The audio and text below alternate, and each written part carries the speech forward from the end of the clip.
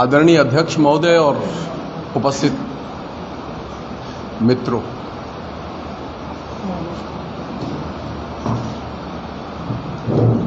पहला तो ये कि मैं जो आपके सामने खड़ा हूं इसमें ग्रेवाल साहब की बहुत बड़ी भूमिका है।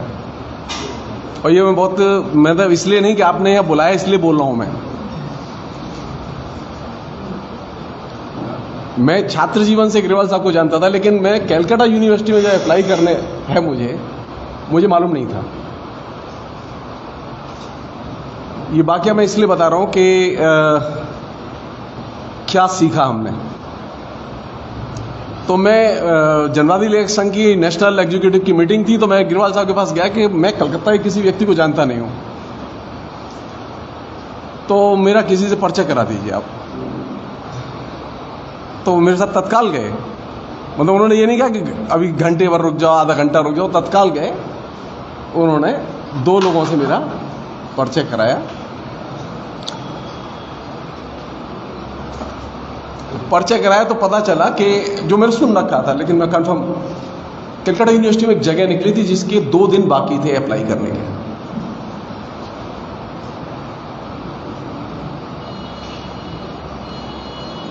मैं फ्लाइट से कलकत्ता गया, मैंने एप्लीकेशन डाली और मैं लौटा। मैंने फिर ग्रेवाल साहब से कहा कि मैं अप्लाई तो कराया। बोले अच्छा किया। अब बाई चांस की बात थी कि नौकरी मिल गई। और कलकत्ते में मैं किसी को नहीं जानता था, सिर्फ ग्रेवाल साहब ने जिन लोगों को बताया, 2 लोगों से मेरा परिचय कराया, उन दोनों से मेरी दोस्ती पूरी लाइफ बनी रही। मैंने पींग में अखबार में काम भी किया, तब मैं करीब 10-11 महीने रोहतक में रहा। और डॉक्टर साहब साक्षी हैं, मैं तो हरियाणा का थोड़ा सा तो कर्ज मेरे ऊपर है। ये मैं बहुत ही ईमानदारी से मैं कह सकता हूं कि मेरी पहली नौकरी हरियाणा में लगी।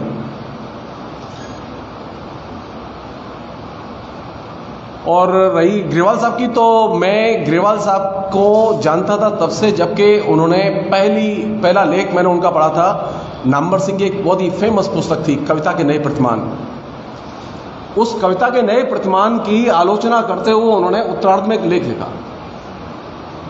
तब मैं ग्रेवाल साहब से मिला नहीं था, वो पत्रिका मथुरा से छपती थी, हम लोग वॉलंटियर की तरह उस पत्रिका में काम करते थे। तो जब वो लेख पहली बार पढ़ा तो एकदम जिसे कहें कि मैं लट्टू हो गया। वो पहला लेख था जिसको साहित्य अकादमी पुरस्कार मिला था, और ग्रेवाल साहब के सिर्फ चंद पन्ने के लेख ने उस किताब की धुर्रियां उड़ा दी। हिंदी की आलोचना में किसी ने इस बात को नोटिस नहीं लिया, लेकिन लेखक के बिल्कुल सीने में तीर की तरह लगी वो बात। और नामवर सिंह को इसका जवाब देना पड़ा, लेकिन जवाब नहीं था वो। तो जो चीज सीखी, और थोड़ा सा क्राइसिस अपने बीच में देख रहे हैं, बाहर देख रहे हैं, वो क्यों है? क्योंकि हमने अपने जो आइडियोलॉजिकल एनिमी है उसको आइडेंटिफाई नहीं किया ठीक से। अगर हमने ठीक से आइडेंटिफाई कर लिया होता और ठीक से उसके मजबूत किले पर हमले किए होते तो हिंदुस्तान का परिदृश्य दूसरा होता। और इसके लिए हम सब लोग दायी हैं, कोई एक दायी नहीं है। तो अगर मुझसे पूछा जाए कि ग्रेवाल साहब के लिए सबसे बड़ी हमारी तरफ से क्या श्रद्धांजलि हो सकती है और क्या ऐसी मेमोरी हो सकती है जिसे हम शेयर करना चाहते हो, तो यह कि जब भी बात हो और साहित्य और आलोचना की बात हो, पॉलिटिक्स की बात हो, तो आइडियोलॉजिकली सबसे मजबूत मसलों पर बात हो। हम लोग कर क्या रहे? हम लोग दैनंदिन इश्यूज पर उलझे हुए हैं। दैनंदिन इश्यूज पर आप उलझ के, दैनंदिन इश्यूज पर आप लोगों को शिक्षित करके आप आइडियोलॉजिकली अपने अपोनेंट को नहीं पछाड़ सकते। लोकतंत्र की धुरी, ये जो आपने विषय रखा है ना आज, भारत की वर्तमान चुनौतियां, भारत की सबसे बड़ी चुनौती है कि हम अपने तरीके से आज नए सिरे से बार बार डेमोक्रेसी को पुनर्परिभाषित करें। हमने ये मान लिया था कि 47 में जो डेमोक्रेसी के बारे में लिखा गया वो ठीक था। हमने ये मान लिया कि 77 के बाद जो डेमोक्रेसी के बारे में लिखा गया वो ठीक था। जी नहीं, मॉडर्निज्म की और मॉडर्न पीरियड की जो ब्यूटी है वो क्या है? हम लोग आधुनिक लोग हैं, आधुनिक समाज में रहते हैं। उसकी ब्यूटी है कि आप हर चीज को, हर घटना को, हर व्यक्ति को, हर एक्शन को बार बार रीडिफाइन करें और पुनः अर्जित करें। संविधान बन गया, वोट डल गए, पार्लियामेंट चुन गई, लोकतंत्र आ गया? नहीं, कोई चीज आती नहीं है, अर्जित करनी पड़ती है। मुश्किल यहां है कि हमने अर्जित करने के भाव को त्याग दिया और यही सारी समस्याओं की जड़ है। अगर आपको आधुनिक बनना है तो आपको आधुनिक मूल्य अर्जित करने पड़ेंगे। वस्त्र पहनने से, ये डेमोक्रेसी कोई ऐसी चीज नहीं है कि खूंटी पे टंगी हुई शर्ट है या कोट है जिसे हमने उतारे और पहन लें और हम बढ़िया लगने लगे। जी नहीं, आधुनिक मूल्य और लोकतंत्र, ये दोनों चीजें बार बार परिभाषित की जानी चाहिए। यहां तक कि आपके अपने निजी रिश्ते। महावीर मेरा बहुत अच्छा दोस्त है, क्या करूंगा इसका? अचार डालूंगा? मुझे बार बार परिभाषित करना पड़ेगा कि महावीर आखिर आज कहां खड़ा है। अगर मैं महावीर को पाना चाहता हूं तो हमने ये किया कि नहीं, हमसे 30 साल पुरानी दोस्ती है और वो तो ठीक ही होगा। और आज मालूम पड़ा कि जिससे 30 साल पुरानी दोस्ती थी वो तो अपोनेंट के कैंप में जा चुका है। जो 30 साल पहले सेक्युलरिज्म की कतारों में थे, आज वे सांप्रदायिक कतारों में खड़े हुए हैं। क्यों? हिंदी में एक कहावत है, पाठ फूला क्यों?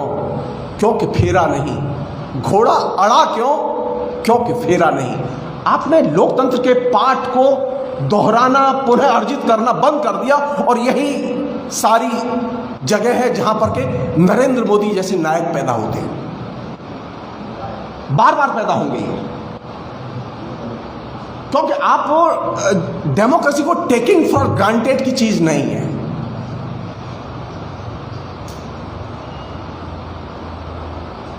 सो पहली चीज कि क्या हम लोकतंत्र को अर्जित करना चाहते हैं या ये मान लिया है कि हमें विरासत में मिल गया है और ये तो अब हमारे बाप खानदान की जो है पुश्तैनी जागीर है और ये हमें इसमें तो अपना हिस्सा मिलता ही रहेगा। जी नहीं, ये हम लोग दिमाग से निकालते हैं। लोकतंत्र को आप अगर अर्न नहीं करते तो आप लोकतंत्र में सस्टेन नहीं कर सकते, खड़े नहीं हो सकते। राष्ट्रीय स्वयंसेवक संघ ने बाकायदा अपनी आइडियोलॉजी को अर्जित किया है और आज वो दहाड़ के बोल रहे हैं आपके सामने। उन्होंने रीडिफाइन किया, बार बार अपने को रीडिफाइन किया और आज वो आगे निकल गए। आपने अपने को परिभाषित करने की कोशिश ही नहीं की, दोबारा नए सिरे से देखने की कोशिश ही नहीं की। और आपसे जब मैं कह रहा हूं तो मेरा इशारा उन लोगों की तरफ है जो लोकतंत्र की कतारों में खड़े हुए हैं। क्योंकि लोकतंत्र के लिए सबसे बड़ा खतरा किससे है? लोकतंत्र के लिए खतरा कहीं बाहर से नहीं है, लोकतंत्र से ही खतरा पैदा हुआ है। ये इलेक्टेड जो गवर्नमेंट आई है जिसकी वजह से चारों तरफ त्राहिमाम कर रहे हैं लोग, ये लोकतंत्र के जरिए आई है।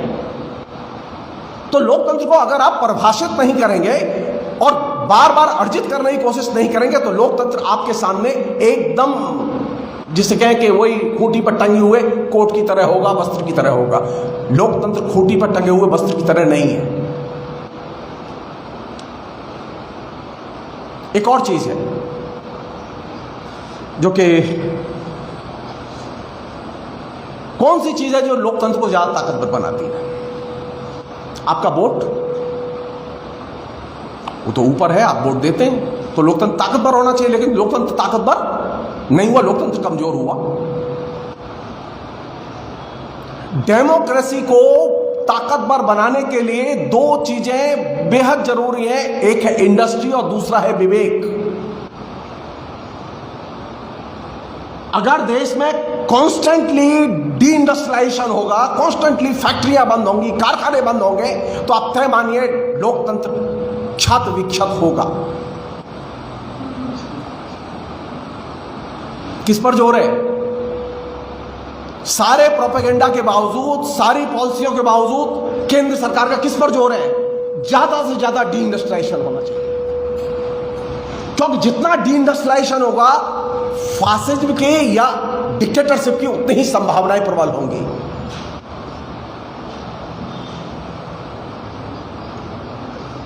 सेकंड चीज जिसे हम लोग कहते हैं रैशनली सोचना, रैशनली देखना, जिसे हम लोग सामान्य भाषा में कहते हैं विवेक। लोकतंत्र के ये दो बहुत महत्वपूर्ण पिलर हैं। आप जरा पत्रिकाएं उठाइए अपनी, आप जरा अपने पार्टीज के ऑर्गन्स उठाइए और आप सिर्फ एक सरसरी तौर पर सर्वे कीजिए कि साल में कितने आर्टिकल रैशनलिटी पर छपते हैं। तरस जाएंगे हिंदी में पढ़ने के लिए, तरस जाएंगे अंग्रेजी में पढ़ने के लिए। जो भीड़ लगी हुई है अभी चारों लोग, सब लोग उधर ही भाग रहे हैं पागल की तरह। क्यों? क्योंकि आपने कभी इसे समझने की कोशिश ही नहीं की। आपने समझा किस बात को? लोकतंत्र का मतलब है वोट, इलेक्टेड गवर्नमेंट। लोकतंत्र का मतलब है डिसेंट्रल इंडस्ट्रियलाइजेशन। वो है पंचायतें हैं, विधानसभा है, नीचे अधिकार दे रहे हैं, वो पैसे भी दे रहे हैं और उसके बाद में डिक्टेटरशिप दे रहे हैं। मैं बहुत विनम्रता से कहना चाहता हूं कि लोकतंत्र सिर्फ डी इंडस्ट्रियलाइजेशन से, ये डिसेंट्रलाइजेशन से लोकतंत्र आप अर्जित नहीं कर सकते। ये एक मिथ रहा है।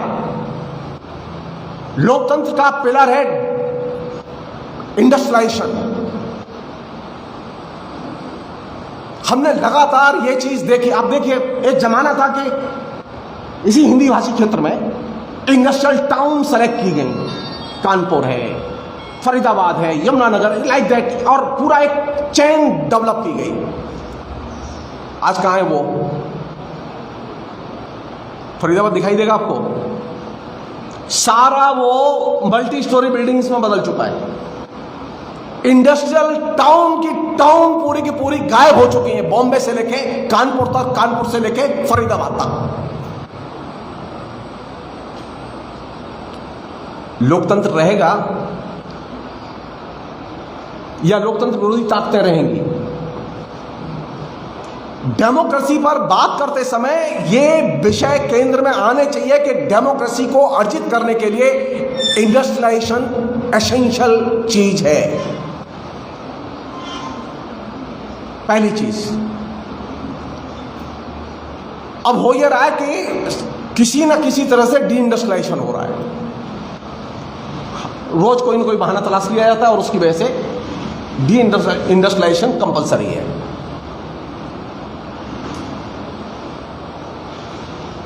सेकंड जो कि बहुत इंपॉर्टेंट एलिमेंट है, आइडियोलॉजिकल एलिमेंट है, जिसे हम लोग कहते हैं रैशनैलिटी। ये जो शिक्षित मध्य वर्ग है, ये जो सामान्य लोग हैं, इन सामान्य लोगों को और शिक्षित मध्य वर्ग को हमने विवेक के आधार पर न संगठित किया और न शिक्षित किया है, न बहस चलाई है। जैसा मेरे परिचय में बताया, मैंने तो 13 साल ज्योतिष पढ़ी है और मैं अच्छा ज्योतिषी भी हूं, ऐसा कोई दो राय नहीं है। आपको जान के आश्चर्य होगा, जो कि पढ़े लिखे लोग हैं, जो जहीन लोग हैं, बहुत प्रोग्रेसिव लोग हैं, वो भी इस दौर में हिम्मत हार चुके हैं और बार बार कहते हैं कि एक बार कुंडली देख दो हमारी। मैं क्या करूंगा? मैं कुंडली देखता हूं, मैं झूठ नहीं बोल रहा हूं आपसे, क्योंकि मेरी चिंता यह होती है कि मैं इस आदमी को लूज नहीं करना चाहता। अगर ये आदमी मेरे पास रहेगा तो मैं बाद में इसे समझा लूंगा। विवेक को अर्जित करने के लिए जरूरी है कि आदमी से आपकी कनेक्टिविटी हो, वो जैसे भी हो, चाय पी के हो, खड़े होके हो, उसके घर जाके हो, उसके शादी ब्याह में शिरकत करके हो, लेकिन उसके साथ में आपकी कनेक्टिविटी हो। बिना जुड़े आप डायलॉग किससे करेंगे? विवेक के लिए, संवाद के लिए एक से अधिक का होना जरूरी है। और ये चीज हम अपने संयोग से टेलीविजन आने के बाद में हम तेजी से भूलते चले गए और लगातार एलिनेशन के शिकार हुए। पहले टेलीविजन आया, उसने हमें घर में बांधा, फिर उसके बाद में अब इंटरनेट आया, सोशल मीडिया आया और उसने हमें कंप्लीट आइसोलेटेड कर दिया और हम मस्त हैं। मैं बहुत रहता हूँ इंटरनेट पर, मैं बहुत लिखता हूँ, मैं बार बार कहता हूँ कि मैं जब बोर होता हूँ तभी जाता हूँ इंटरनेट पर। तो लोगों को लगता है यार ये सबसे ज़्यादा रहता है और सबसे ज़्यादा बोर होता है। अब उन्हें मालूम नहीं है कि मुझे शिक्षित भी करना होता है, मैं मास्टर हूँ ना, तो मेरी आदत है।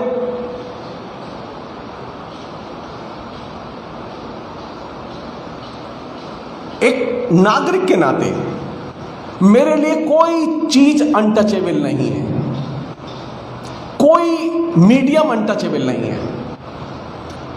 मेरे अंदर किसी मीडियम को लेकर विद्वेष नहीं है। जब तक आप ये स्पिरिट नहीं पैदा करेंगे अपने अंदर और उस मीडियम पर आप मास्टरी हासिल करने की कोशिश नहीं करेंगे। हुआ ये है जो कि सबसे खतरनाक काम हुआ है हम लोगों के बीच में। हम सबके पास मोबाइल है। अभी मैं नॉर्मली जब मेरे पास कोई आदमी होता है तो मैं कभी मोबाइल छूता नहीं हूं, मैं छूता ही नहीं। कोई बात कर रहा होता है तब भी मैं काट देता हूं, अगर फोन आता है तो मैं काट देता हूं। यहां तक कि मेरी पत्नी का भी फोन काट देता हूं, मैं बात कर रहा हूं।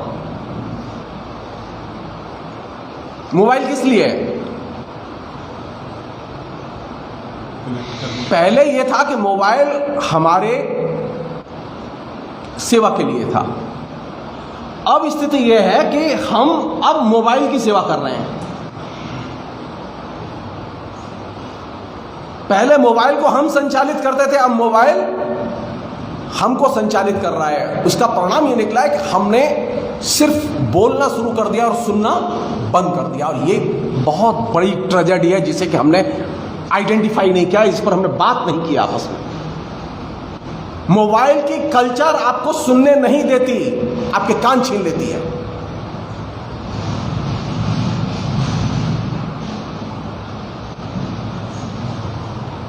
मैं डायलॉग किससे करूंगा? डायलॉग तो तब करूंगा ना जब वो मिलेगा मुझे। डायलॉग तो तब करूंगा जब उसके पास खाली टाइम होगा। किसके पास खाली टाइम है? मेरे पास खाली टाइम, बहुत खाली। मैं तो कहता हूं बेरोजगार प्रोफेसर हूं, बहुत समय मेरे पास। लोकतंत्र को बचाने के लिए या किसी भी विचारधारा की शिक्षा देने के लिए, किसी भी सांस्कृतिक मूल्य की शिक्षा देने के लिए जरूरी है, यानी अपने दोस्त के साथ भी समय काटने के लिए आपके पास खाली समय होगा, तभी तो आप टाइम पास करेंगे। हमने खाली समय की कीमत हम भूल गए कि खाली समय कितना जरूरी है सामाजिक विकास के लिए। मॉडर्न पीरियड के जितने भी थिंकर हुए हैं, सारे थिंकर एक ही बात समझाते रहे कि जीवन के लिए खाली समय बहुत मूल्यवान है, क्योंकि उस समय सबसे ज्यादा क्रिएटिव काम करते हैं आप। वो चाहे घर में झाड़ू लगाने का ही काम हो, अपने कपड़े धोने का ही काम हो, धूप में कपड़े सुखाने का ही काम हो, लेकिन वो जरूरी है। जरूरी नहीं है कि आप उसमें मार्क्स की कैपिटल पढ़ें या रामचरितमानस पढ़ें। आप पढ़ भी सकते हैं और नहीं भी पढ़ सकते हैं, लेकिन आपके क्रिएटिव इंटरवेंशन के लिए खाली समय का होना बेहद जरूरी है। और सबसे बड़ी जो दूसरी दुर्घटना हुई है वो ये कि हमारा खाली समय पहले टीवी भर रहा था और अब मोबाइल भर रहा है। हमारे पास खाली समय नहीं है। हम सब बेरोजगार हैं। सरकार कह रही है 80 करोड़ से अधिक लोग बेरोजगार हैं क्योंकि उनके पास खाने के लिए नहीं है, लेकिन किसी के पास समय नहीं है। रैली के लिए समय नहीं, जुलूस के लिए समय नहीं, गोष्ठी के लिए समय नहीं, बातचीत के लिए समय नहीं, माँ बाप को अपने बेटे से बात करने के लिए समय नहीं। कमाल, कितना बढ़िया एंगेजमेंट है। चुनौती तो बहुत सीरियस है। खाली समय और का होना और खाली समय निकालना ये बहुत जरूरी है, लोकतंत्र के लिए बहुत जरूरी है, आपके पर्सनैलिटी डेवलपमेंट के लिए बहुत जरूरी। आप चाहे जिस विचारधारा को मानते हो, खाली समय नहीं होगा तो आप अपना विकास नहीं कर सकते और समाज का विकास नहीं कर सकते। और हमने खाली समय किसको दे दिया? अब जिसमें एक नमूना बताता हूं आपको। जैसे जो ही हम लोग दो लोग आपस में बात करते तो पहले क्या करते थे, जो ही बात करते थे तो बातचीत के बीच में, अरे तुमने वो रवीश कुमार का शो देखा? अब वो खाली समय कौन घुसाया? आपके टीवी घुसाया। कमाल है यार, ये खाली समय में ये आदमी मिलने आया था, मुझे इससे बात करनी थी, रवीश कुमार बीच में कहां से आ गया? खाली समय को पहले आपका टेलीविजन खाता था और आज खाली समय को आपके को इंटरनेट और मोबाइल और सोशल मीडिया खाता है। तो आप समाज बदलेंगे कैसे? आप तो जाहिल और जाहिल रहेंगे। समाज को जाहिलगिरी से मुक्त करने के लिए खाली समय को बचाना और उसका खर्च करना, ये दोनों का शऊर आना चाहिए। तो खाली समय तो हमने सौंप दिया उसको और हम यहां रो रहे हैं, मोदी बड़ा ताकतवर हो गया है। अरे जब आप खाली होते हैं तो आप सर्च करने जाते हैं उसी का भाषण, जब खाली होते हो तो आप व्हाट्सएप में मैसेज पढ़ने जाते हैं। कमाल है। मोबाइल मैंने किस लिए लिया था? मोबाइल अपनी सेवा के लिए लिया था। अब मैं मोबाइल की सेवा कर रहा हूं तो बार बार खोल के देखता हूं। मैंने पोस्ट लगाई है फेसबुक पे, हाँ ऐसा नहीं है, लेकिन मेरी कोई दिलचस्पी नहीं है उसमें क्योंकि ये ज़्यादा मूल्यवान लोग हैं मेरे सामने। वो जिसके पास में आया मावी वो मेरे लिए ज़्यादा मूल्यवान है, क्योंकि मैं कितने दिन बाद मिला हूँ इससे। मैं मोबाइल में देखूंगा, पूछिए इससे, मेरे मोबाइल में मैं सुबह पोस्ट लगाता हूँ। मैं ऐसा नहीं, मैं और जब खाली रहता हूँ मैं खूब पोस्ट लगाता हूँ, मैं और खाली रहता हूँ तो मैं लेक्चर भी देता हूँ उस पर। क्यों? खाली समय का उपयोग मैं टेक्नोलॉजी की सेवा के लिए नहीं करूंगा। टेक्नोलॉजी मेरा संचालन नहीं करेगी, मैं टेक्नोलॉजी का संचालन करूंगा। ये जब तक आप अपने अंदर विवेक पैदा नहीं करेंगे, आप तय मानिए आप बार बार वोट देकर हारेंगे। आप चाहे जिसको चुन लीजिए, आप किसी सेकुलर को चुन लीजिए, आप किसी क्रांतिकारी को चुन लीजिए, आप तय मानिए आप हारेंगे। क्यों? क्योंकि आपके पास में खाली समय नहीं है। और खाली समय नहीं होगा तो आप सोचेंगे कब? आप तो व्यस्त हैं। तो लोकतंत्र के सामने खतरा है, लेकिन इस खतरे को बातचीत करने के लिए तो समय तो होना चाहिए। समय हमारे पास नहीं है, हम व्यस्त हैं। दूसरी चीज जिसे मैं आपसे साझा करना चाहता हूं, अंडरलाइन करना चाहता हूं, ये कि लोकतंत्र के विकास के लिए खाली समय को बचाना और खाली समय को खोजना बेहद जरूरी है।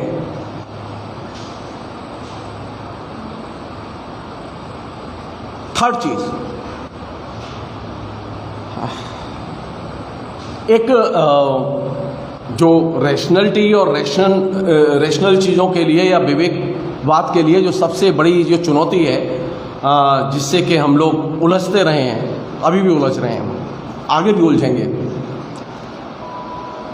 वो दो चीज़ें हैं, बहुत तेज़ी से बढ़ी हैं। मैंने पिछले दिनों YouTube पर हिटलर पर 10 एपिसोड किए, बेवजह खाली था हिटलर पर। अब मैं उस चक्कर में मैं हिटलर पे जिन लोगों ने काम किया, रिसर्च किया, उसे पढ़ गया। तो मेरे लिए तो ये है कि पढ़ने, बेरोजगार प्रोफेसर हूँ, कुछ तो करूँगा। मैं आपको दिलचस्प चीज़ बता रहा हूँ जो कि मैं नहीं जानता था पहले। अच्छा, वो मैंने जो हिटलर वाले एपिसोड किए वो इसलिए किए कि आपका जो ये प्रोग्राम 1-1.5 महीना पहले होना था, वो पोस्टपोन्ड हो गया। मैंने लेक्चर तैयार कर लिया था। मैंने कहा मेरी तो मेहनत, अच्छा मेरी आदत नहीं है कि वो माल बासी रहे, तो मैंने कहा अच्छा कुछ जनता के बीच में ले जाते हैं, वो अपने पढ़ते लिखते रहेंगे, करते रहेंगे। आपको मैं बहुत ही इंटरेस्टिंग चीज़ बता रहा हूँ। ये जो अभी इतना तेज उभार आपको दिखाई दे रहा है, और उसमें एक कॉमन फिनोमेना है डे 1 से। वो फिनोमेना क्या है? वो फिनोमेना यह है कि आप कितना अच्छा किसी भगवान को, वो राम भी हो सकते हैं, वो परशुराम भी हो सकते हैं, वो कोई भी हो सकते हैं, आप कितना आकर्षक ढंग से सेलिब्रेट करते हैं, है ना? कभी कोई भगवान का त्यौहार आया, कभी किसी भगवान का त्यौहार आया, और सरकार तत्काल 50 करोड़, 30 करोड़, 20 करोड़ तत्काल सैंक्शन करती है। मुख्यमंत्री बिल्कुल दौड़ के जाता है, साहब सर के बल जाता है। आप किसी अच्छे काम के लिए बुलाएंगे, अच्छे काम के लिए पैसे मांगेंगे, तो वो 1000 बहाने करेंगे और आप ये कह देंगे कि साहब कल वो राधाष्टमी है, 25 करोड़ संख्या, और आप कह देंगे कि जी परसों जो है वो शिक्षक दिवस है, तो कहेंगे देखेंगे राधा कृष्ण में माला चढ़ा देंगे।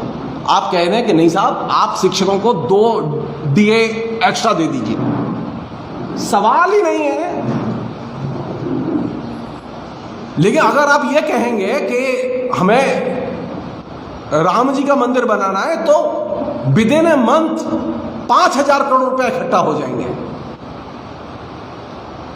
सरकार को कहना पड़ेगा, ट्रस्ट को कहना पड़ेगा कि पैसा भेजने की जरूरत नहीं है, हमारे पास पैसे पर्याप्त आ चुके हैं। हिटलर ने एक नया फिनोमिना शुरू किया सारी दुनिया में। और फिनोमिना क्या था? उसने कैथोलिक चर्च को भयानक रूप से सजाया और संवारा और सेलिब्रेट किया।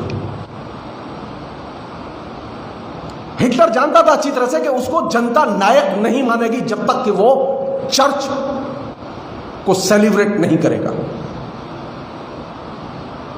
जितने फासिस्ट नेता हैं, उनकी पहली ढोक क्या है, कहां है, कहां लगेगी? पहली ढोक वहां लगेगी जहां कोई भगवान खड़ा है, जहां कोई मूर्ति खड़ी है।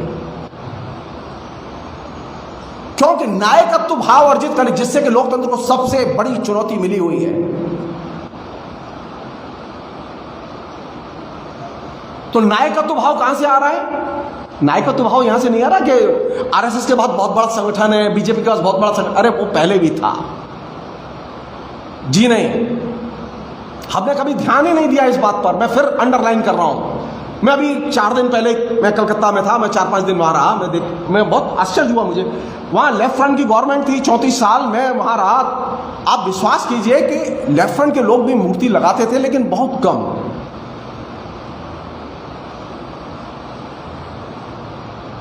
ममता के आने के बाद में मैं करीब 7 साल वहां रहा, उसके बाद मैं इधर आ गया। तो फिर मैं गया कोरोना के बाद, अभी जस्ट लास्ट वीक लौट के आया मैं।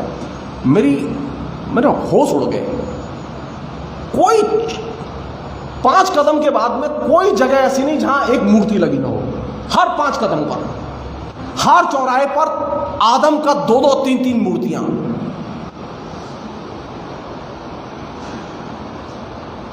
मुकाबला कर पाएंगे? हमें एक प्रेमचंद की मूर्ति लगाने के लिए, भगत सिंह की मूर्ति लगाने के लिए पिटीशन करनी पड़ती थी लेफ्ट फ्रंट सरकार में, कहना पड़ता था, उसको पैसा आने में टाइम लगता था और तब जाके वो मूर्ति लगती थी। और अभी कोई जगह नहीं है जहां की मूर्ति ही मूर्ति ना हो। भगवान की पूजा के नाम पर सेलिब्रेशन फासिस्ट नायकों को जन्म देता है, जान लीजिए आप। और इसका सबसे पहला क्लासिक एग्जाम्पल है हिटलर।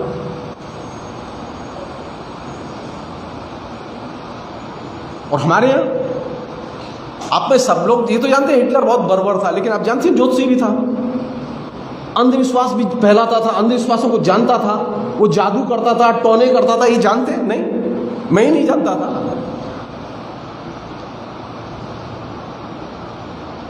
तो जनता में नायकत्व अर्जित करने, लोकतंत्र में जो रैशनैलिटी है, विवेक है, विवेकवाद है, उसको सबसे बड़ा खतरा किससे है?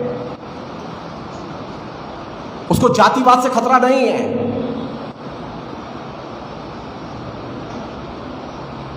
उसको मजदूरों की क्रांति से खतरा नहीं है। उसे सबसे अधिक खतरा अगर किसी चीज से है डेमोक्रेसी को, वो है अंधविश्वास। सरकार की पूरी ताकत इस पर लगी हुई, हिटलर की पूरी ताकत इस पर लगी हुई थी कि जनता में जितने ज्यादा अंधविश्वास फैलाए जाएं, उतना ही बेहतर होगा, उतना ही बड़ा मैं नायक बनूंगा। तो ये अंधविश्वास उद्योग एक तरह से बिल्कुल क्लासिक पिच पर पहुंच चुका है। और हम सब लोग एकदम असहाय देख रहे हैं। हम सवाल नहीं खड़े कर रहे कि अंधविश्वास क्यों फैल रहे हैं, हम लोगों से बात नहीं कर रहे हैं। लोकतंत्र क्या वोट देके बचाएंगे? लोकतंत्र वोट से नहीं बचता। जैसा कि मैंने आपसे कहा, लोकतंत्र की धुरी है विवेक। अगर रैशनैलिटी नहीं है तो डेमोक्रेसी नहीं बचेगी। तो आपको वे कोने, वे एरिया, वो दायरे आइडियोलॉजिकल आइडेंटिफाई करने होंगे जहां से कि रैशनैलिटी के लिए चुनौतियां पैदा हो रही हैं, और उसमें सबसे बड़ा दायरा है अंधविश्वास का। दूसरा बड़ा दायरा है जहां से कि अंधविश्वास के साथ साथ ये डेमोक्रेसी के लिए खतरा पैदा हुआ, ये मूर्ति पूजा और सिर्फ मूर्ति पूजा। और इसने आप याद कीजिए, हरियाणा में तो बहुत ही दयानंद सरस्वती का बहुत गहरा असर रहा है। दयानंद सरस्वती खुली आलोचना करते थे मूर्ति पूजा की। स्वामी विवेकानंद मूर्ति पूजा की खुली आलोचना करते थे। स्वामी ब्रजानंद सरस्वती खुली आलोचना करते थे मूर्ति पूजा की। लेकिन हमारे यहां आज स्थिति यह हो गई है, आप छोड़ दीजिए राजा राममोहन राय, आप छोड़ दीजिए ईश्वर चंद्र विद्यासागर को, आप हिंदुस्तान में लोकतंत्र नहीं बचा सकते अगर आपने मूर्ति पूजा के खिलाफ में आइडियोलॉजिकली लिखना और पढ़ना शुरू नहीं किया। तो हम मूर्तियां लगाएंगे, हम अंधविश्वासों के खिलाफ चुप रहेंगे, और हम फिर शोक मनाएंगे कि लोकतंत्र खतरे में है। लोकतंत्र खतरे में नहीं है, आपका विवेक खतरे में है। लोकतंत्र बच सकता है अगर आप अपने विवेक को बचा लें। एक अन्य चीज, और बहुत महत्वपूर्ण चीज कह रहा हूं मैं आपसे, कितनी नहीं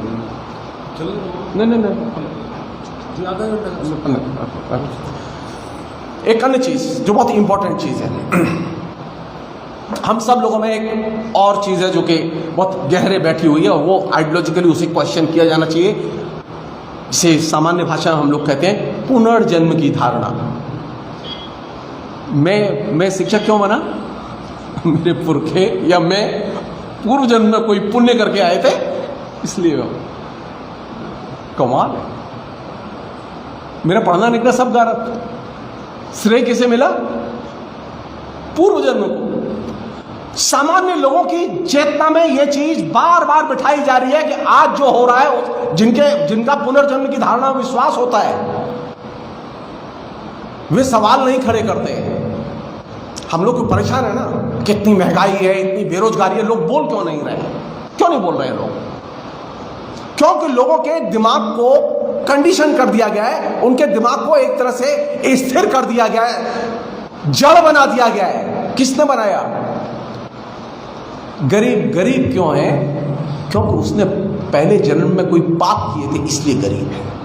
अमीर क्यों है? क्योंकि उसने पहले जन्म में कोई पुण्य किए थे, इसलिए अमीर है। इसलिए गरीबी पर सवाल मत खड़े करो और इसकी अमीरी पर सवाल खड़े मत करो। और यही वह जगह है जहां से कि आइडियोलॉजिकली सबसे ज्यादा रसद रूलिंग क्लास जुटाती है। वे जम के हमारे बीच में पुनर्जन्म की धारणा का प्रचार करती हैं, तरह तरह से प्रचार करती हैं।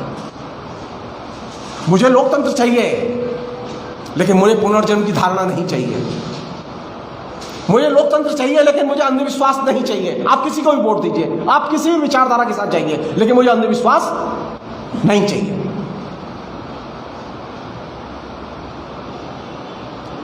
अपने सवाल कीजिए खाली, आपने जितने लेक्चर कराए हैं, आपने जितनी बातें की हैं, आपने जितने लेक्चर सुने हैं, क्या कभी हमने पुनर्जन्म को क्वेश्चन किया? नहीं किया। मैं जानता हूं, मैंने काम किया है आपके बीच में, मैं जानता हूं, क्योंकि हम इन सवालों से कभी कन्फ्रंट करना नहीं चाहते। आप जब तक पुनर्जन्म की धारणा को आइडियोलॉजिकली चुनौती नहीं देंगे, आप तय मान लीजिए, आप नवजागरण पैदा नहीं कर सकते। आप सोचिए, जस्ट 18 साल का लड़का हिंदुस्तान में रेवोल्यूशन पैदा करता है। राजा राममोहन, 18 साल की उम्र थी, कोई उम्र होती है? बाप धक्का देके बाहर निकाल देता है और वो कहता है कि नहीं, मैं सती प्रथा के पक्ष में नहीं हूं। जब उसकी भाभी सती की जाती है तो वो इतना दुखी होता है और वो कहता है कि मैं इसका विरोध करूंगा। तो पिता कहता है कि तू घर से बाहर निकल। वो घर से बाहर निकल जाता है, लौट के नहीं आता। वह 18 साल का नौजवान हिंदुस्तान की सरकार को हिला के रख देता है। क्यों? कोई चीज तो थी, एक ही चीज थी, राजा राममोहन राय का पुनर्जन्म की धारणा में विश्वास नहीं था। मुझे हिंदुस्तान चाहिए, मुझे राजा राममोहन राय वाला आधुनिक हिंदुस्तान चाहिए, लेकिन उसके लिए मेरे पास में वह मूल्य तो हो जिसने के राजा राममोहन राय को निर्मित किया था।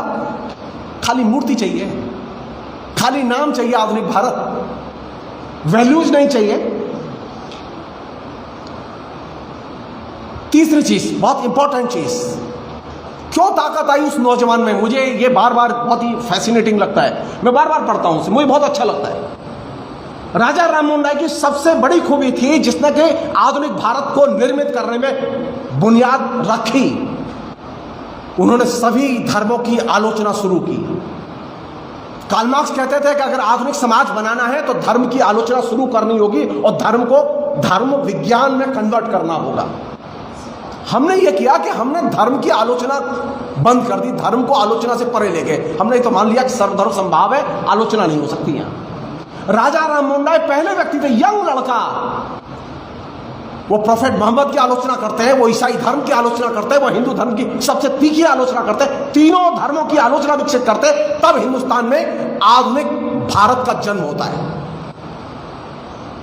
हम चाहते हैं हिंदुस्तान में आधुनिक भारत, आप चाहते हैं आधुनिक मनुष्य का निर्माण करना, तो यह जरूरी है कि आपके पास में यह विवेक हो। हमें इसके लिए किसी को हर्ट करने की जरूरत नहीं है। मैं तो खुद मंदिर पे बैठता हूं मेरे पास 3 मंदिर हैं, एक तो नहीं है, 3 मंदिर हैं, और मुझे सब लोग जानते हैं। मैं स्केप थोड़ी करता हूं, मेरी जगह है वो। मैं आपसे जिस भाषा में बोल रहा हूं, मैं इसी भाषा में बात करता हूं। मैं ऐसा नहीं मैं भाषा भूल जाता हूं, सब लोग जानते हैं। कौन सी चीज, मुझे धर्म भी चाहिए। दिमित्रोव ने कहा था, जॉर्जी दिमित्रोव ने, जिसने फासिज्म के खिलाफ लड़ाई लड़ी थी, बोले कि एक जमाना ऐसा आएगा कि फासिस्टों से आपको धर्म को भी बचाना होगा, और अब वो स्थिति आपके सामने धीरे धीरे आती चली जा रही है। धर्म को तो तब बचाएंगे ना जब धर्म की आलोचना विकसित करेंगे। आपको तो धर्म को जाना ही नहीं, तो आप जानेंगे नहीं तो आप बदलेंगे कैसे? जानेंगे नहीं तो सवाल कैसे खड़े करेंगे? नहीं, मुझे हिंदुस्तान में रहना है, मुझे जनता के बीच में जाना है। जनता में तरह तरह के धर्म के लोग होते हैं, मुझे धर्म को जानना होगा, और जानने के लिए जरूरी है कि मुझे धर्म के बारे में आलोचनात्मक दृष्टिकोण विकसित करना होगा। और यह चीज शुरुआत किससे हुई? उसी से जिसने कि आधुनिक भारत की नींव रखी। एक अन्य चीज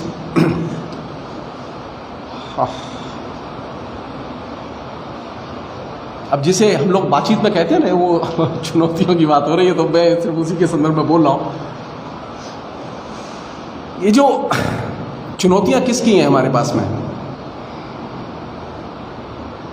ये कोई अमूर्त चीज नहीं है। चुनौतियां कोई सामाजिक समुदाय, कोई जेंडर, कोई वर्ग, ये लोग हैं उस चुनौती के केंद्र में, जिनसे जुड़ी हुई हैं। हम जिस समस्याओं की बात कर रहे हैं उनके केंद्र में कोई चीजें हैं। सबसे बड़ी चुनौती क्या है? आप किसी भी चीज को, डेमोक्रेसी हो, सेक्युलरिज्म हो, आप विमेन्स राइट हो, दलित के राइट्स हो, किसी भी चीज की बात हो। मैं किसी और का उदाहरण नहीं लूंगा, मैं रामचरितमानस का उदाहरण देता हूं, आपको अच्छा लगेगा, क्योंकि सभी लोगों ने रामचरितमानस की कहानी किसी न किसी रूप में सुनी है और पढ़ी है। तुलसीदास के रामचरित, तुलसीदास ने अपने रामचरितमानस में 2 तरह के परिवारों की चर्चा की है। एक है दशरथ का परिवार और एक है राम का परिवार। दशरथ का परिवार है जो कि 3 बीवियां हैं, राम का परिवार है जिसकी 1 बीवी है। आपने कभी सोचा राम जी के जमाने में भी कई पत्नियां रखने का अधिकार था, लेकिन राम जी की 1 ही बीवी थी। दशरथ की 47 के पहले तक हर हिंदू को 1 से अधिक पत्नी रखने का अधिकार था, संविधान आने के पहले तक। बंगाल में जब नवजागरण की लड़ाई लड़ी जा रही, तो उस नवजागरण की लड़ाई के दौरान ईश्वरचंद्र विद्यासागर ने विधवा विवाह के पक्ष में जब मुहिम चलाई, तो बाकायदा जो पिटीशन किया, उस पिटीशन में उन्होंने आइडेंटिफाई किया नाम के साथ कि किस किस ब्राह्मण के पास में 70, 80, 90, 75, 65 पत्नियां हैं। तुलसीदास का रामचरितमानस देखिए, दशरथ के 3 और राम की 1। जब रामचरितमानस पढ़ते हैं तो आपकी सहानुभूति किसके साथ होती है? दशरथ के साथ होती है, राम के साथ होती है? स्वाभाविक तौर पर हर पाठक की सहानुभूति किसके साथ होती है? राम के साथ होती है। तो राम के साथ जब जिसकी सहानुभूति है उसको एकल परिवार के पक्ष में खड़ा होना चाहिए। एकल परिवार की कल्पना कर रहा है लेखक आज से 500 साल पहले। मैं जानूंगा ही नहीं तो बताऊंगा कैसे? जिस एकल परिवार के लिए हम लड़ाई लड़ रहे थे उस एकल परिवार की पहले कल्पना आप भक्ति आंदोलन के सारे कवि उठाइए, दक्षिण भारत के 5वीं शताब्दी से लेकर अलवार संतों से लेकर और हिंदी भाषी क्षेत्र के उत्तर भारत के जो भक्ति आंदोलन के कवि हैं, सारे कवियों को उठाइए, सबकी एक बीवी है, किसी की 2 बीवियां नहीं है। और यार ये संत ज्यादा अक्लमंद थे।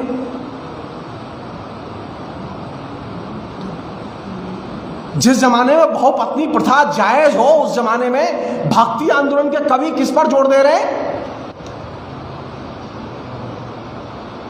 तो मैं परंपराओं को जानूंगा ही नहीं तो परंपराओं की नई व्याख्या कैसे करूंगा? मैं लोगों को कैसे समझाऊंगा? मुझे तो जानबूझ के खदेड़ के खड़ा कर दिया गया है कि ये तो तुलसी के शत्रु है, ये राम के शत्रु है। नहीं, हम राम को तुमसे अच्छा जानते हैं।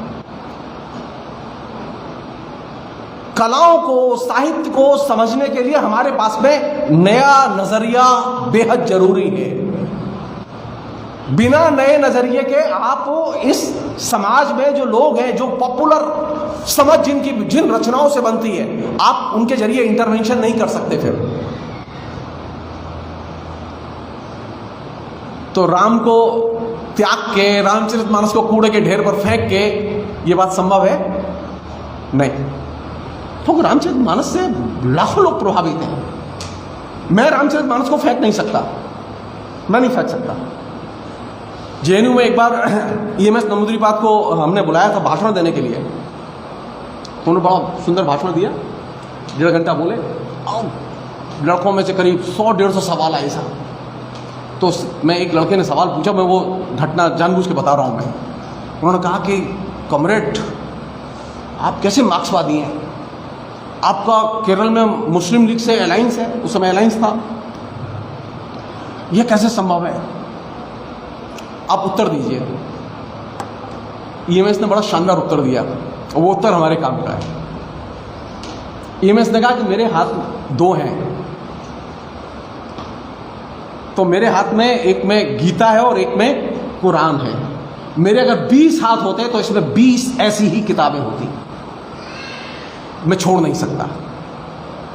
मानव सभ्यता के इतिहास में कार्ल मार्क्स से एक जर्नलिस्ट ने पूछा था कि आपने इतनी बड़ी बड़ी किताबें लिखी हैं, बड़ी गंभीर किताबें लिखी हैं, बहुत मुश्किल होती है समझने में और मुझे सामान्य लैंग्वेज में बताना है, आप मुझे ठीक ठीक से बताइए तो आपने असल में लिखा क्या है?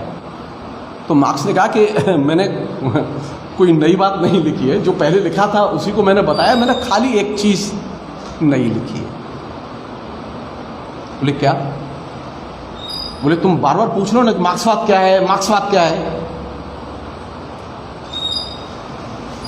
तो मार्क्स ने जो उत्तर दिया वो बहुत ही शानदार उत्तर था, लेकिन हम सब लोग जो पढ़े लिखे लोग हैं उस उत्तर को भूल गए। मार्क्स ने कहा था कि मार्क्सवाद का मतलब है अपने आप के खिलाफ संघर्ष।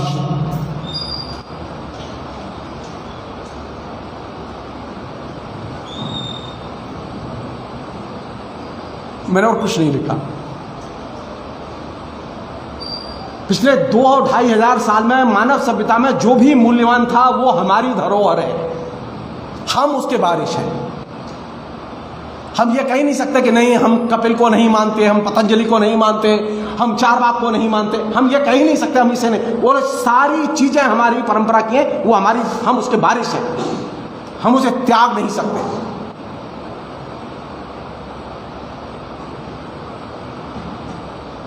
क्या जरूरी है इसके लिए?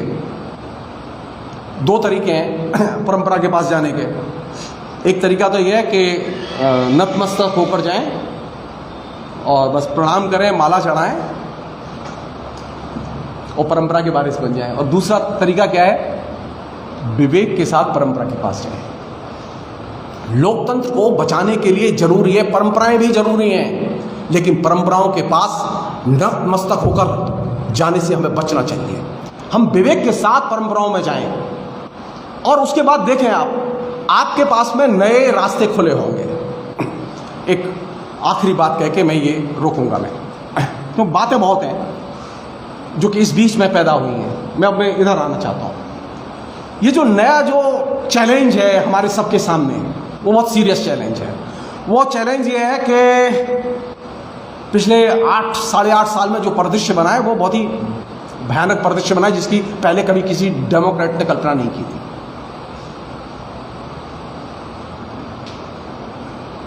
इस परिदृश्य की धुरी है षड्यंत्र और सिर्फ षड्यंत्र। आज लोकतंत्र अगर किसी चीज से सबसे अधिक प्रभावित है और लोकतांत्रिक ताकतें और जनता किसी चीज से प्रभावित है तो वो है सिर्फ षड्यंत्र और षड्यंत्र और सिर्फ षड्यंत्र। सरकार में बैठे लोग नीति बनाते समय नीति नहीं बनाते, वो पहले प्लान करते हैं। अच्छा, ये इस आदमी को ठीक करना है, तो वो पहले एक ब्लूप्रिंट तैयार करेंगे उसका कि कैसे इस आदमी को ठीक करना है, और फिर उसके हिसाब से वो काम शुरू होगा। डेमोक्रेसी में षड्यंत्र पहले यदा कदा होते थे, लेकिन अभी क्या है कि वो मेन स्ट्रीम फंक्शनिंग का हिस्सा है सेंट्रल गवर्नमेंट की का। षड्यंत्र के बिना न तो कोई पॉलिसी इंप्लीमेंट होती है, न किसी मंत्री, मुख्यमंत्री, प्रधानमंत्री, गृह मंत्री उसके कोई एक्शन इंप्लीमेंट होते हैं। आप षड्यंत्रों के बारे में जितनी अवेयरनेस पैदा करेंगे, जितना रियल टाइम में इंटरवीन करेंगे, वे उतने ही जल्दी बेनकाब होंगे। हम होता क्या है, हम विश्वास करने लगते हैं कि यार इन्हें पुलिस पकड़ के ले गई, जरूर इन्होंने कुछ अपराध किया हो। आप तय मान लीजिए, ये जो सुप्रीम कोर्ट ने ओपिनियन दी कि ये जो राष्ट्रद्रोह में जो 13,500 से अधिक लोग जो जेल में बंद दिए हैं, इनको तत्काल छोड़ा जाना चाहिए, और वो पुराना कानून है, ब्रिटिश कानून, उसकी कोई जरूरत नहीं है। कैसे बंद किए गए वो लोग? सिर्फ षड्यंत्र के जरिए। उन्होंने कोई अपराध नहीं किया। जो नई जो चुनौती है, जो कि पहले डेमोक्रेसी में कभी नहीं आई, 2014 के बाद में वो एकदम नया फिनोमेना है। वो फिनोमेना यह है कि अब हर चीज पहले उसका ब्लूप्रिंट तैयार किया जाता है और उसके बाद उसे कैरी आउट किया जाता है। मैं आपको एक छोटा सा अपना अनुभव बताऊं। मैं रियल टाइम में खूब लिखता हूं। मैं फेसबुक पे बहुत मस्ती से लिखता हूं और बहुत एग्रेसिवली लिखता हूं मैं। तो एक दिन मेरे एक दोस्त ने, जो कि पीएमओ में नौकरी करता है, उसने मुझे रात को फ़ोन किया, बोले कि यार तुम यार लिखना बंद कर दो। 2-3 साल हुए थे मोदी को आए हुए, 2-2.5 साल। तो मैंने कहा क्या हुआ? बोले कि यार कुछ षड्यंत्र कर रहे हैं तुम्हारे। और रोज़ पोस्ट प्रिंट आउट निकाल के पीएम के सामने रखी जा रही है। तो मैंने कहा कि यार वो तो लिख चुके हैं जो लिखना था। अच्छा, कार तो अपने ओपन है, अपने पास तो कोई ऑप्शन है ही नहीं। तो बोले यार मेरा तो बहुत मन खराब है, मैं तो तुमसे क्या कहूँ। तो मैंने कहा अच्छा ठीक है, मैं कल देखता हूँ इसके। सुबह हुई तो लोग 10-10:30 बजे तक ऑफिस जाते हैं।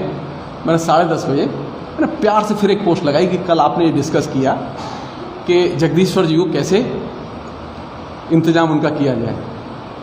बाकायदा बढ़िया से पोस्ट लगाई मैंने। अब वो जो लोग डिस्कस कर रहे थे वो बोल रहे यार बंदे की बड़े हाथ ऊंचे हैं यार, इससे तो साले को पता चल गया। मैं रुकने वाला नहीं था वहां।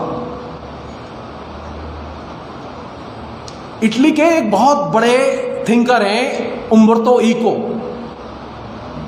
जिन्होंने एक जमाने में वो कहने के लिए मुसोलिनी के यूथ ऑर्गेनाइजेशन के मेंबर भी थे। उन्होंने फासिज्म के ऊपर एक बहुत अच्छा लेख लिखा।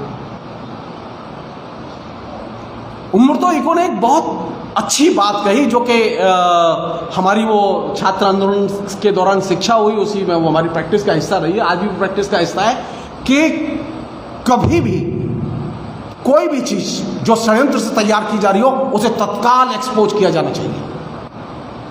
हम इंतजार करते रहते हैं, पहले एक्शन होने दो, उसके बाद जवाब देंगे, उसके बाद देखेंगे। जी नहीं, अगर आपको डेमोक्रेसी को बचाना है तो षड्यंत्रों का रियल टाइम में प्रत्युत्तर दिया जाना चाहिए। आप डरिए मत, वो डर नहीं रहे। आप क्यों डर रहे हैं लिखने से? आप क्यों डर रहे हैं लोगों को बताने से? षड्यंत्रों को बेनकाब जितना आप करेंगे, आप तय मानिए सरकार उतनी ही कमजोर बनेगी। हमने षड्यंत्रों के जरिए जो साइड इफेक्ट है, उसका साइड इफेक्ट क्या है? भय। लोग डरने लगे, यार लिखोगे तो पुलिस पकड़ ले जाएगी। अब मेरा वो दोस्त रात को दूसरे दिन बोला कि यार तुम्हारी तो पोस्ट काम कर गई, वो तो अब बात नहीं कर रहे हैं। मैंने कहा तू चिंता मत कर, तू बस खाली बताता रहे, इंतजाम हमारे पास है। क्यों मैं कह रहा हूं ये बात आपसे? लोकतंत्र के लिए दूसरी चीज है षड्यंत्र से निपटने के लिए कि आपके अंदर कोई भय नहीं होना चाहिए। मैं डरता नहीं हूं। मेरे साथ कोई कम्युनिस्ट पार्टी है, ना कोई कांग्रेस है, ना मेरे पुलिस पकड़ ले जाए साला जमानती नहीं मिलेगा मुझे, मेरी अवस्था बहुत खराब है, लेकिन मैं डरता नहीं हूं। डेमोक्रेसी को बचाना है और षड्यंत्रों को एक्सपोज करना है, तो पहली शर्त है कि आप एकदम निडर बने। अभी स्थिति यह हो गई है कि एक लाइन लिखने के पहले लोगों के हाथ कांपते हैं कि लिखें कि ना लिखें, लाइक करें कि ना करें। आप सोचिए उसकी कहां अटैक हो रहा है आपके ऊपर। षड्यंत्र रचा जा रहा है लखनऊ में और परेशान है दिल्ली के लोग। षड्यंत्र रचा जा रहा है दिल्ली में गिरफ्तारी के लिए और परेशान है केरल के लोग। षड्यंत्र का जो साइड इफेक्ट है वो है भय और टेरर क्रिएट करना, और भय और टेरर का उत्तर एकमात्र है, आप निडर बनिए और रियल टाइम में इंटरव्यू कीजिए और एक्सपोज कीजिए। जो जानते हैं, जितना जानते हैं, आप उसे एक्सपोज कीजिए। हो सकता है आपकी बात गलत साबित हो, कोई दिक्कत नहीं है, कल दूसरे तथ्य भी आ जाएंगे, लेकिन लिखा जाना चाहिए। हुआ यह है हमने लिखना बंद कर दिया है। पहले यह कहा जाता था स्त्रियों के संदर्भ में कि स्त्री की पहली जो क्रांति है वो कहां होती है? स्त्री की पहली क्रांति तब होती है जब स्त्री बोलती है, और स्त्री की दूसरी क्रांति तब होती है जब वो लिखना सीखती है। अच्छा, मुसीबत यह है कि ये पहले स्त्री के बारे में कही जा रही थी बात, अब मुझे लगता है कि ये इस पूरे समाज के बारे में कही जानी चाहिए कि इस समाज में अगर आपको चेंज लाना है तो आप लिखना सीखें और लिखने की अहमियत को स्वीकार करें। आप ये भूल जाइए आप किस पार्टी के मेंबर हैं,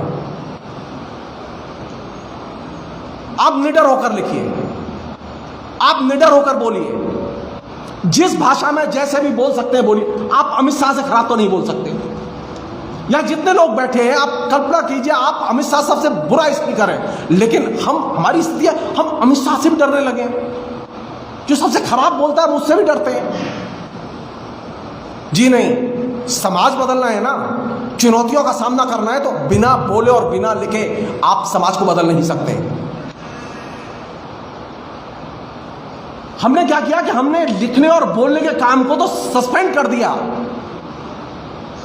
और जुलूस के काम को बहुत महत्वपूर्ण बना दिया। मैंने कहा कि जुलूस गैर जरूरी नहीं है, लेकिन ये जो फेज है इसमें आप लिखने की और बोलने की जो ताकत है वो बहुत ज्यादा है, बहुत ज्यादा है। एक अन्य चीज जो मैंने नोटिस की वो ये कि बहुत बड़े स्केल पर जिसे लोग कह रहे हैं ना फेक न्यूज बहुत आ रही है। स्वाभाविक है, फेक न्यूज पहले भी थी लेकिन इतनी नहीं थी, लेकिन अभी एकदम वो प्लांटेड है।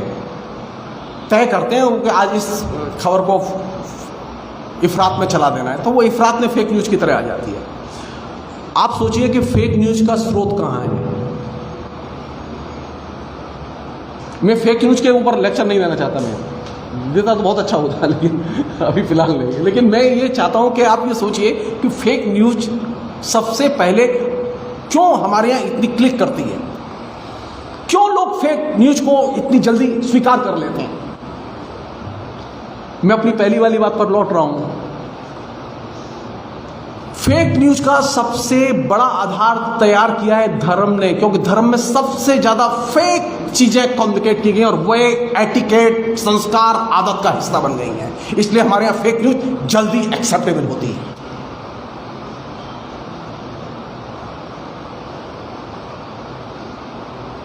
आप फेक न्यूज से लड़ना चाहें, एक तरफ तो वो है कि आप रियल खबर खोजें, उसका टेस्ट करें रियलिटी में वो सही है गलत है, और दूसरा ये है उसका आइडियोलॉजिकल बेस,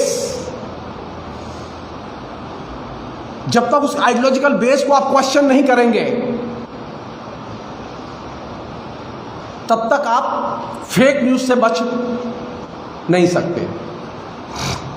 अब मैं आपको एक फेक न्यूज सुनाता हूं जो मैंने लिखी है, आपको सुन के अच्छा लगेगा।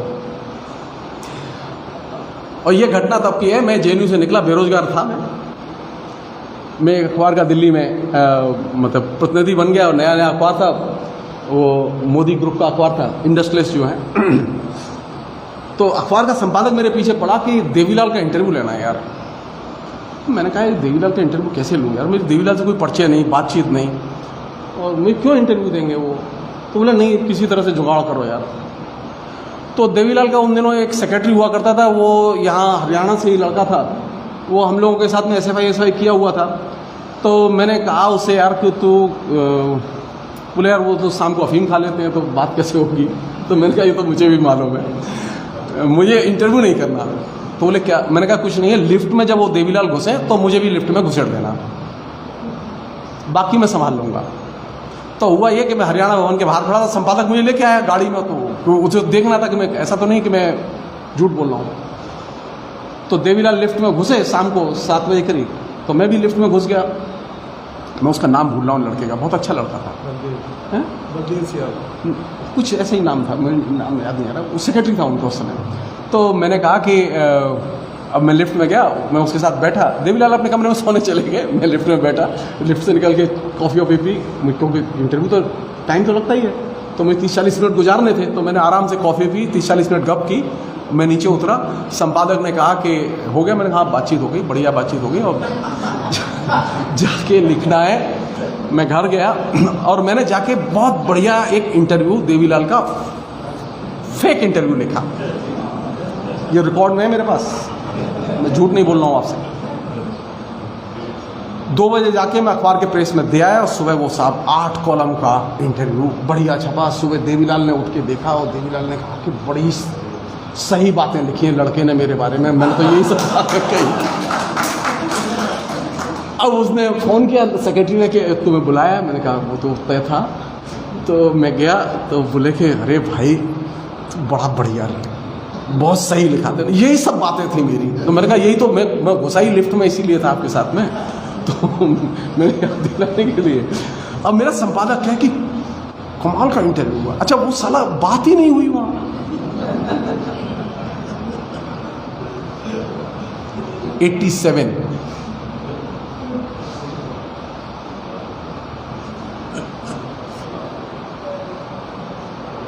क्या करूं, किस पर विश्वास करूं, अपने पर, देवीलाल पर, अखबार के संपादक पर। फेक न्यूज मीडिया का कांस्टेंट फिनोमेना रहा है। मैं पहली चीज जो आपसे शेयर करना चाहता हूं, वो आज की बात नहीं है। फिल्म इंडस्ट्री की जितनी भी खबरें, फिल्म इंडस्ट्री का अखबार, स्क्रीन अखबार जो इंडियन एक्सप्रेस छापता रहा है, वो फेक न्यूज का बहुत ही आइडियल न्यूज़पेपर रहा है। फेक न्यूज की स्टारडस्ट आइडियल न्यूज मैगजीन रही है, जो कि सिनेमा की मैगजीन रही है। फेक न्यूज लोकल नहीं, ग्लोबल फिनोमेना रहा है, आज से नहीं, लंबे समय से। एक घटना बता रहा हूं आपको। नामीबिया में रिवॉल्यूशन हुआ, और रिवॉल्यूशन के बाद में साहब वहाँ जूलियस नरेरे राष्ट्रपति बने, और संयोग से मुझे उनसे मिलने का भी मौका मिला। जिस समय हमने जेएनयू में उनके बाइकआउट का कॉल दिया था, उन्हें डॉक्टरेट उपाधि दे रहे थे, और कोई घटना हो गई, तो हम व्यक्तिगत तौर पर मिले भी थे उनसे। मैं उस समय प्रेसिडेंट था, तो खैर वो एक अलग बात थी। लेकिन बात यह थी कि नामीबिया में उस समय करीब 2500 क्यूबन डॉक्टर जनता की सेवा कर रहे थे। तो अफ्रीका में जो CIA के डिफरेंट स्टेट्स में जो डायरेक्टर काम कर रहे थे, उनको CIA के चीफ ने बुलाया, बोले कि ये क्या हो रहा है, ये अगर ये नामीबिया में क्यूबा के डॉक्टर काम करते रहे तो अफ्रीका से तो हम गायब हो जाएंगे। कल तक एक्शन प्लान तैयार करो कि नामीबिया में कोई भी क्यूबन डॉक्टर के प्रति सहानुभूति न रखे, और वो एक्शन इंप्लीमेंट होना चाहिए। सब बॉस गए, क्योंकि बॉस ने आदेश दे दिया, सब लोग गए घर अपने। उन्होंने सारे अखबार, सारे टेलीविजन, सब को परचेज कर लिया और 2 दिन बाद से ही अचानक अफ्रीका के पूरे कॉन्टिनेंट में ऐसी खबरों की बाढ़ आ गई कि फला जगह क्यूबन डॉक्टर ने रेप किया, फला जगह ये किया, फला जगह ये किया, और सेक्सुअल हरासमेंट, उत्पीड़न की और रेप की घटनाओं से सारा मीडिया भर दिया गया। अब पूरे अफ्रीका में, जहां वो नामीबिया में छोटा सा देश, जहां के क्यूबन डॉक्टर जो सेवा कर रहे थे, अब उनकी हालत खराब। और यहां तक कि कुछ दिन बाद ये भी होने लगा, कोर्ट की प्रोसीडिंग भी अखबारों में आने लगी, फला जगह डॉक्टर पर केस चल रहा है। अच्छा, कहीं कुछ हो नहीं रहा है, वो सब अखबारों में आ रहा है। जब इतना विस्फोट हुआ तो लोगों ने फिडेल कास्ट्रो की नॉलेज में ये चीज़ लाई, तो फिडेल कास्ट्रो के एनुअल सम्मेलन होता है, उसमें भाषण देने जाते थे, तो उन्होंने कहा कि मैं अनुरोध करूंगा कि यूनाइटेड नेशन एक इंक्वायरी कमीशन फिक्स कर, और वो इंक्वायरी कमीशन नामीबिया जाके देखे कि ये जो खबरें छप रही हैं सही है या गलत है, और वो रिपोर्ट यहां दी जाए। अब साहब इंक्वायरी कमीशन बनाया गया। इंक्वायरी कमीशन ने सारी रिपोर्ट्स की, जाके तहकीकात की, मालूम पड़ा कि वहां किसी डॉक्टर ने कुछ किया ही नहीं था, सारी फेक न्यूज थी, नीचे कुछ हो ही नहीं रहा। सारा टेलीविजन और सारा अखबार भर दिया उन्होंने कि क्यूबन डॉक्टर रेपिस्ट हैं।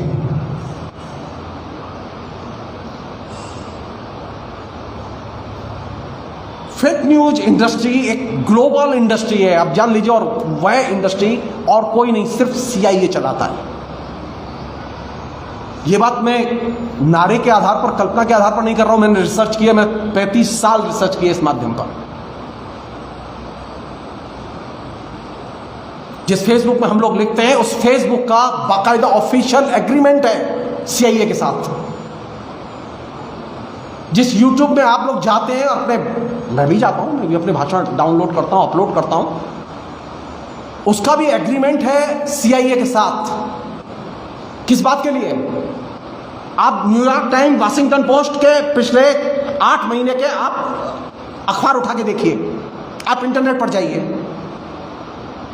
फेक न्यूज को प्रोपेगेट करने में सबसे अधिक भूमिका किसकी है? जो मल्टीनेशनल मीडिया कंपनियां हैं, वे मास्टर है इस मामले में। बस उन्हें एक बार बता दो कि हिंदुस्तान के लोगों की मूछ नहीं होती, आप तय मान लीजिए पूरे विश्व को कन्विंस कर देंगे साला मूछ नहीं होती इनके। तो जैसे मैंने देवीलाल का इंटरव्यू लिखा था, फेक न्यूज को या न्यूज को, यह मेरी आपसे आखिरी रिक्वेस्ट है। हम लोग एक ऐसे समाज में रहते हैं जहां लिखे पर विश्वास करते हैं लोग। पहली चीज और आखिरी चीज, आप लिखे पर विश्वास मत कीजिए। मैंने भी लिखा है तो उस पर भी विश्वास मत कीजिए। आप समाज को बदलना चाहते हैं ना, तो समाज को बदलने की पहली शर्त है वो ये कि हर चीज पर संदेह करो, जो महात्मा बुद्ध कहते थे। तुम अगर हर चीज पर संदेह नहीं कर सकते तो इस समाज को बदल नहीं सकते। हमने क्या किया कि कागज पे लिखा है, अखबार में छपा है, किताब में छपा है, संविधान की प्रोसीडिंग्स में लिखा है, विश्वास तो करना ही पड़ेगा। नहीं, सिर्फ वही चीज विश्वास करो जो आंखों से दिखाई देती हो। लोकतंत्र का विकल्प फेक न्यूज नहीं है। लोकतंत्र का विकल्प डिसइंफॉर्मेशन और मिस इन्फॉर्मेशन नहीं है। मिस इन्फॉर्मेशन और डिसइंफॉर्मेशन या कॉन्स्पिरेसी को आप रियलिटी में जाकर परखें, यथार्थ की कसौटी पर परखें कि यह कहा गया कि यह आदमी देशद्रोही है, पता करो, उसके यहां जाओ। हम पता ही नहीं करते। जो लड़के लड़कियां बंद कर दिए गए, हमने पता ही नहीं क्या उन्होंने कभी जीवन में चुहिया भी मारी? कभी नहीं मारी। वो देशद्रोही हैं। लोकतंत्र को बचाने का विकल्प किससे निकलेगा? सिर्फ एक चीज से, सिर्फ एक चीज से। आप हर चीज पर संदेह करना सीखें और हर चीज को यथार्थ की कसौटी पर कसें। मैं सही बोल रहा हूं या गलत बोल रहा हूं, यह किससे तय होगा? मेरे अच्छे भाषण से? बिल्कुल नहीं। एकदम मत मानिए। सबसे पहली शर्त यह है कि आप असहमत होकर जाइए।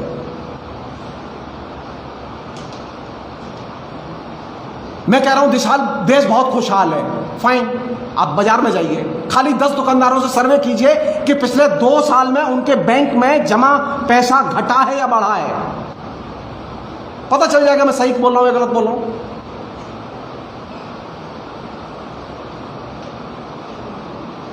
तो हुआ यह है कि हमने यथार्थ को देखना बंद कर दिया है और हम लिखे पर विश्वास करने लगे, जो दिखाया जा रहा है उस पर विश्वास करने लगे, जो बोला जा रहा है उस पर विश्वास करने लगे, और इसने लोकतंत्र को सबसे अधिक क्षतिग्रस्त किया है।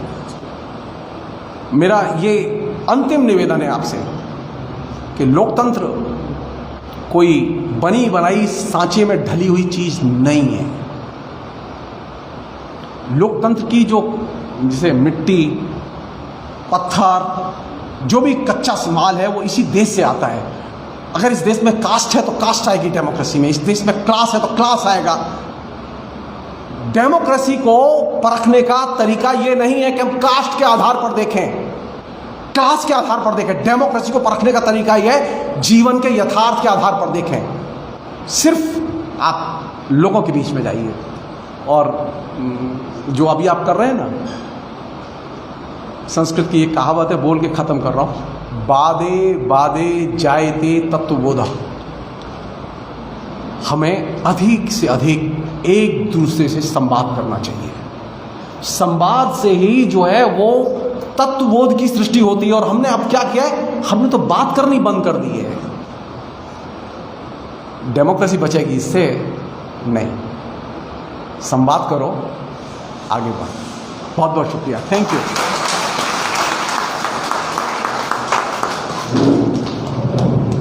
बहुत बहुत धन्यवाद इस ऊर्जावान और विचार उत्तेजक और अनुभवों से लबरेज भाषण के लिए। आपने अपने विशाल अनुभवों को कुछ समय में समेटा है और बड़े ही दिलचस्प और मौलिक ढंग से ये हमारे सभी श्रोता, जो बौद्धिक बुद्धिमान चिंतनशील श्रोता हैं, ये महसूस कर रहे हैं कि बड़े जीवंत ढंग से डॉक्टर साहब ने अपनी बात रखी है। अब दूसरा दौर शुरू होता है इस व्याख्यान का।